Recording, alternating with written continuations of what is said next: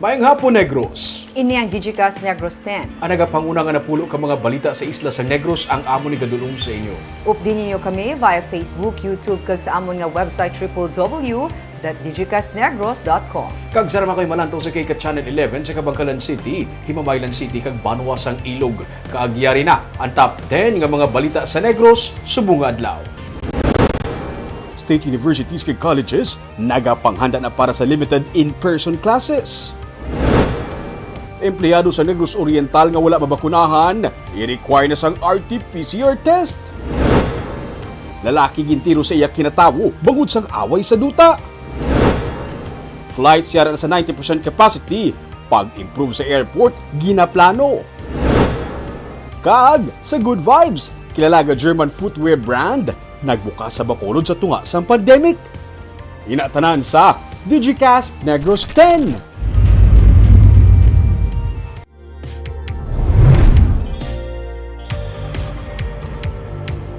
Sa number 10, sa pihaksang pandemic, Bacolod City liwat nga ginpasidunggan bilang most business-friendly city sa pungsod. Naghinugyaw ang mga tumalambong sa awarding ceremony sa Bacolod City nga amo napili sang Philippine Chamber of Commerce and Industry bilang most business-friendly local government unit sa tuig 2021. Nalabawan sang Bacolod ang napulo pa ka mga highly urbanized city nga nangin finalist sa nationwide search. Si Mayor Evelio Lunardia amo ang nagbaton sang award sa virtual awarding ceremony para sa 47th Philippine Business Conference and Expo. 2007 sang una nga mabaton sang Bacolod ang amo nga award. Para sa alkalde, ang pagpasidungog ang magahatag sang kasanag kag sarang makapadasig sa ginalauman nga recovery sang ekonomiya sang syudad sa pihak sang ginapangatubang nga pandemya. Antes pa man sang pandemic, ang Bacolod ang may masobra sa 25,000 ka mga registered businesses nga amo ang pinakamataas sang 2019. Kung nagbatsyag kita sa pandemic, sin pamula ng batsyag ako. Iba na batsyag man. But all this should tell us and should reassure us, should give us that extreme confidence nga apisaan, malapawan na ng pandemic, when we get over the hump, so to speak, Bacolod will be back on track and Bacolod will again accelerate and bring us all to the promised land. I promise you that.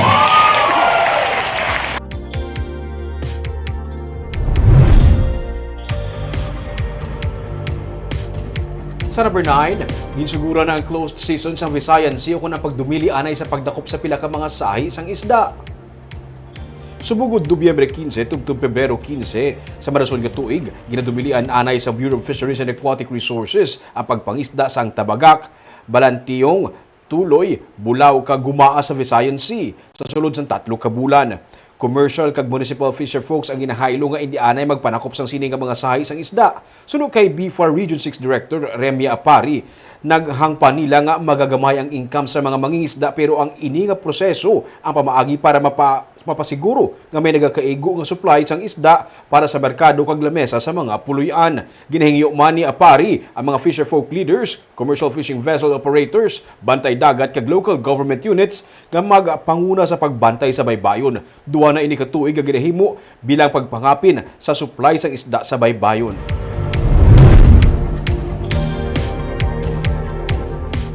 Sa number 8, sa Sagay City, nag-resume ang exploration sang isa ka mining company para sa copper kag gold. Sunod kay Mayor Alfredo Marañon III, ang mga opisyales ng TMCI o kunang Tambuli Mining Company Incorporated ang nagsapol kay Negros Occidental Governor Eugenio Jose Lacson Miyerkules sang aga. 2012 tubtub 2017 una na nga ginpatigayon ng exploration sunod sa alkalde kag sini lamang liwat nga nagbalik sa idalom sang bag-o nga tig-iya. Sunod kay Marañon, ang head office ng Department of Environment and Natural Resources ang mga naghatag sang permit sa Tambuli. Ang Tambuli ang subsidiary ng Celsius Resources Limited nga nagapasalamat sa mga natungdan nga mga local government units nga naghatag sang suporta sa drilling work program. Sa din, Tambuli Mining Corporation. Bali ongoing na iya sir ang ilang Dugay na sila actually ang ila na nga permit to explore dugay na. ano na siya? Bukid yung place or tubig? Nabigab. Going to Barangay Bato, the hill beside left side. Sa number 7,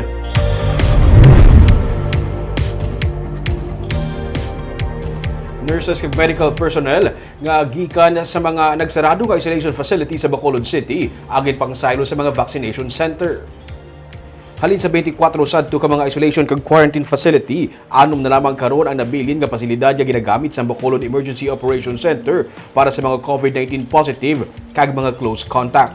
Suno kay Dr. Ana Maria Pornan, pamuno sang City Disaster Risk Reduction Management Office, resulta ini sang pagdubo man sang kaso sang COVID-19 sa syudad. Sandig sa record sang EOC, 33 na ka mga barangay ang wala na sang panibag-o nga COVID-19 cases.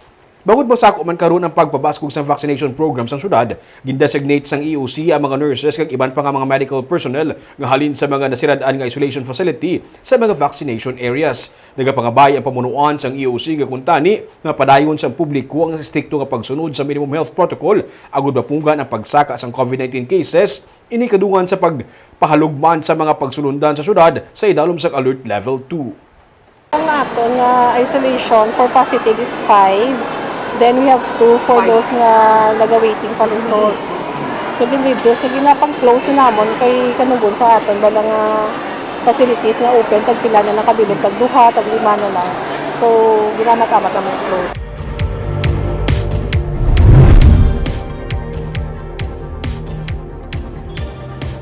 Sa number 6, Vaccination Tourism Program. Ini ang isa kasahi sa nga programa nga ginaduso sang gobyerno probinsyal para matibong ang kampanya sa bakuna kontra COVID-19.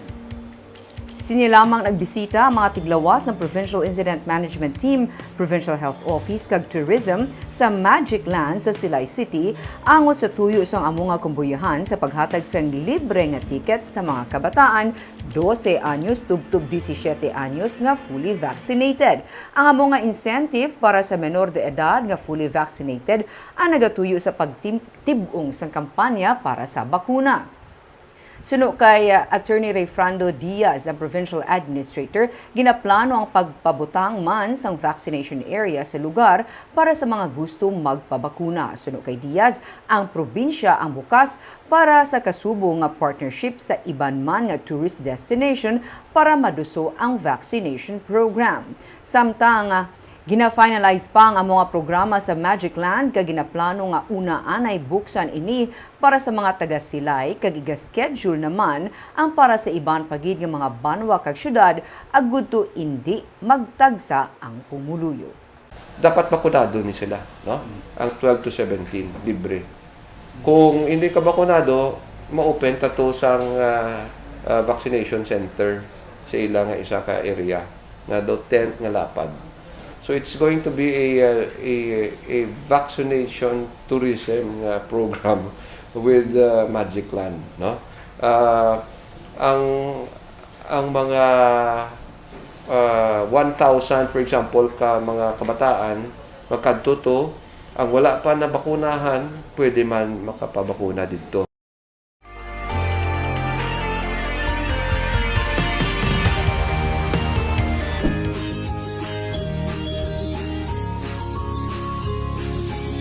Ako po si Jeffrey Tam, rest back sa COVID. Aba, magpabakuna na para sigurado ka, sigurado ako, sigurado siya, sigurado kayo, sigurado sila, sigurado tayong lahat.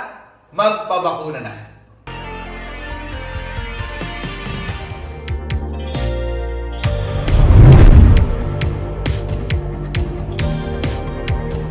Sa number 5, sa Cadiz City, bangod sang inaway sa duta, lalaki gintiro sa iya nga kinatawo. Parayon niya ginabulong sa ospital ang 48 anyos nga si Julito Clemania matapos initiruhon sa iya mismo kinatawo sang Martes sa Barangay Mabini sa syudad sang Cadiz. Sa investigasyon sa PNP, may away sa duta si Clemania kag ang suspect nga si Romeo Villanueva nga ginaligar nagbaligya sang duta sang biktima. Suno sa pulis, ginsukmata ni Clemania ang suspect o galing siya ang gilayon na nga gintino ni Villanueva nga may dala nga sulpak. Detained naman sa karon ang suspect sa Cadiz PNP.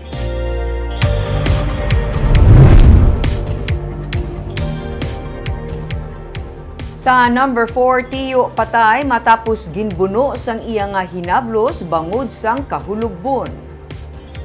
Patay ang 39 anyos nga si Alden Aluhepan matapos inibunon sang iya mismo nga hinablos kahapon sa barangay Masulog sa La Castellana. Sa investigasyon sa La Castellana PNP, upod inom kahapon sang aga si Aluhepan kag ang iya hinablos nga si Justin Tribo sang hinali na lang sila nga magbaisay nga duha dala sang kahulugbon.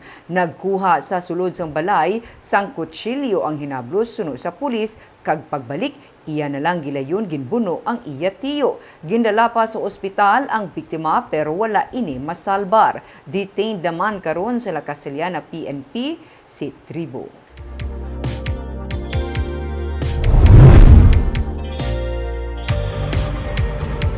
Sa number 3, humalin sa nagsugod ang daily nga trips ng Cebu Pacific Air kag Philippine Airlines, wala nagadubo sa 90% ang capacity siniukon ang nakadamuon sa mga pasahero nga nagasakay. Inisunod sa kay Provincial Administrator Efrando Diaz nga nagsiling man nga naga-average sa 200 ang nagaabot nga mga pasahero sa kada trip. Ginpagkamaayo na sa probinsya nga handaan ang ginapaabot nga pagdagsa sa mga pasahero ilabi na nga nagahilapit na ang Disyembre kag ang holidays. Tungkod nga wala na sang swabing si airport, gin-pull out na ang personnel sa PHO kag gin-assign sa vaccination teams. Luyag man ipasiguro sa probinsya nga maging masulhay ang pag-abot sa mga pasahero kag may napahamtang na lamang nga mga scanner para sa verification sang S-Pass. Sa pagkigsapol na idea sa tagdumalahan sang airport, isa sa mga ginpadangat sa ilang atensyon amo ang wala naga-function nga escalator sa airport nga ginatinghuan naman sa probinsya nga mabuligan sa pagpakaayo. Samtang, parayon pa ang pagplastar sa ibang pagid nga mga detalye sunod sa kay Diaz, bahin sa pagbalik sang cross-border trips sa Negros Oriental. For November, only the two wanted a daily flight. AirAsia will start daily flights on December 1. Depending on our alert level, we can sustain this until December. Fluid yapon yung situation ta.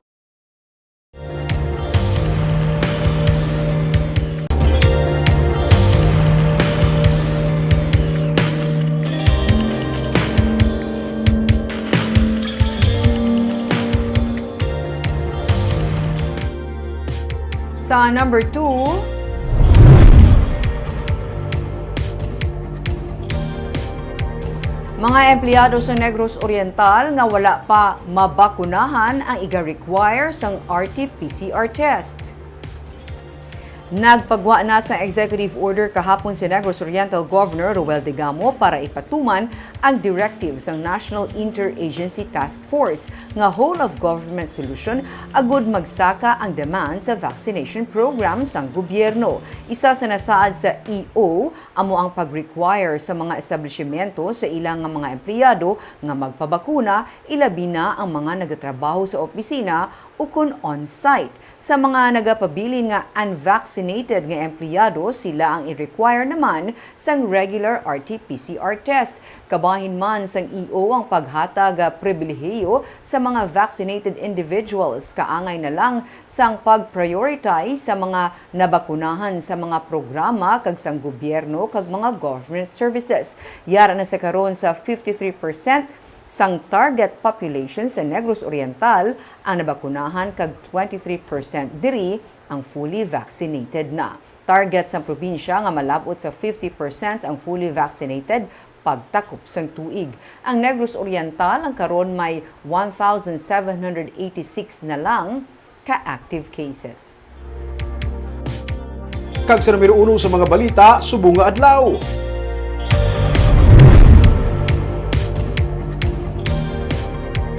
Masako na sa karon ang pagpanghanda sa mga state universities kag colleges para sa limited in-person classes Ini matapos nga ginaprubahan sang CHED ang pagbalik sa klase sa mga lugar nga napaidalom sa Alert Level 2. May report si Nico Delfin.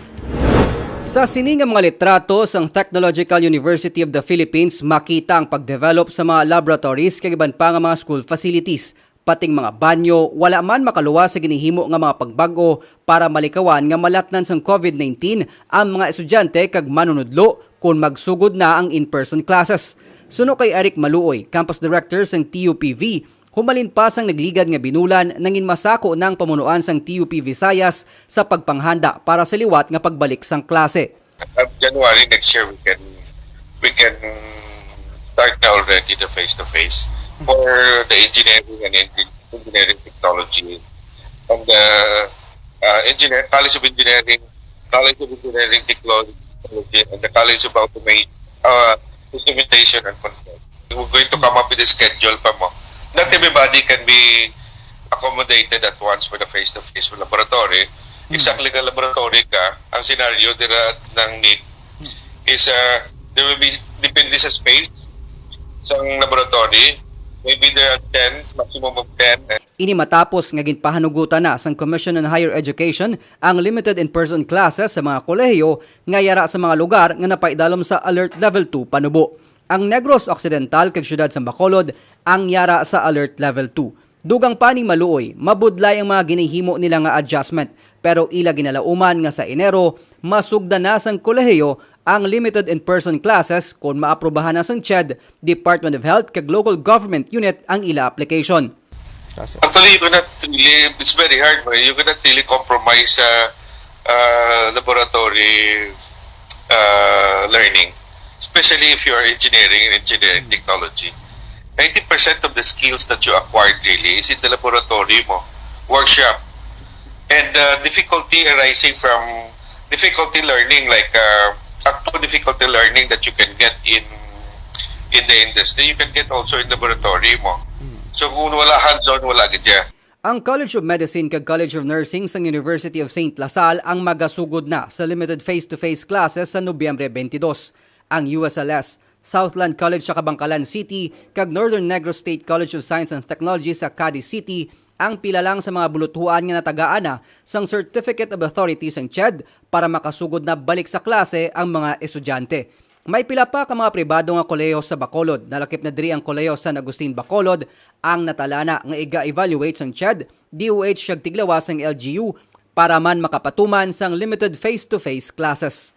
Nico Delfin para sa Digicast Negros. Sa Good Vibes, isa ka kilala nga German footwear brand ang nagbukas ang ila ikaduha nga branch sa bag-o nga retail concept sa Pilipinas, diri sa Bacolod City. Ini sa tunga sa nagapadayon nga pandemic. May report si Romeo Subaldo. Kadungan sa paghalog sa restriction sa mga mall, formal nga ginlunsar kay ilasang aga ang Birkenstock nga outlet sa SM City, Bacolod. Kung sa tuanay, ang ini nga German footwear brand ang makita nga ginabaligya sa mga stores kaupod sa iban nga mga brand, subong may kaugalingon na ini nga store para lang gid sa iya nga brand. Suno kay Hazel Ditching, ang area sales head sa Primer Group of Companies nga amo naga-retail sa Birkenstock, sa piyak sa pandemic, mayara sa gihapon sang dako nga market para sa sini nga brand sa Bacolod. Amukon nga may negosyante nga nangisog nga magbukas sa syudad.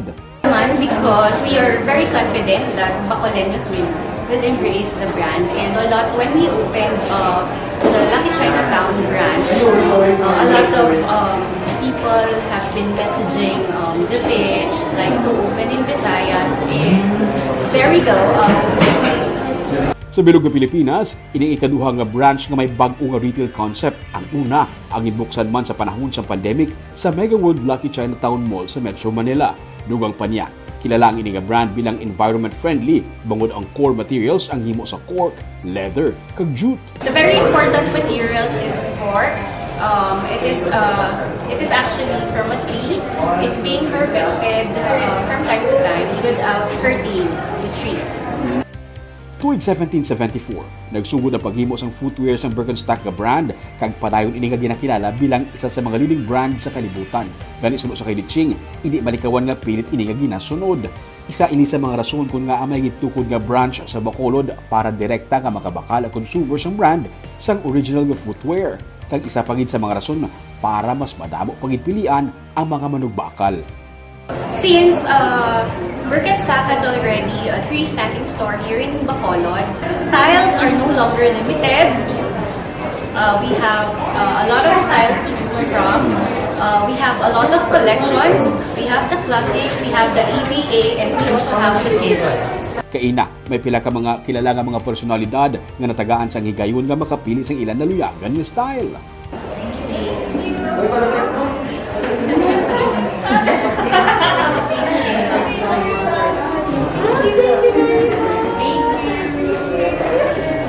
I've always liked Birkenstock because of its durability. You can wear anything with it. I'm like a type of person who's laid back. I just want to wear a shirt and my pants and then just the most comfy footwear. I love Birkenstock products because they're simply comfortable and they're also super stylish at the same time. Yar ininahamtang sa ground floor sang SMCT Bacolod sa tabok lang sang entrance sang department store. Kung magsiling ka galing Bob nga Birkenstock, do ka classic na siya nga brand halin sa una, ga-exist na siya until now. Na-survive sa gyapon ang business sa footwear ara sa gyapon. And of course, Ruming, no, economically, gina-welcome ka ang amo sini nga mga opening. Kay naga-signify man nga amat-amat naman ang aton nga. Pag timing ni Barb, Yes. time kundi ba ito nagamat-amat na halog ang tanan-tanan, nagabukas na ang mga negosyo, na ang mga malls ta, nagdula ng restrictions, nagbukas man siya, so patimaan siya, nga ara na, balik na negosyo amat-amat. Hopefully. Kagamoy ito mga balita sa Negros subong nga adlaw. Kay man sa panahon karon importante nga may ihibalo ka sa nagakatabo sa imo nga palibot. Pero dapat balanse kag eksakto ang mga impormasyon. Padayon kami nga magapangalagad sa Negrosanon. Ako si Barbara Mijares. Tubtub sa buwas, ako naman si Romeo Subaldo, mayong hapon.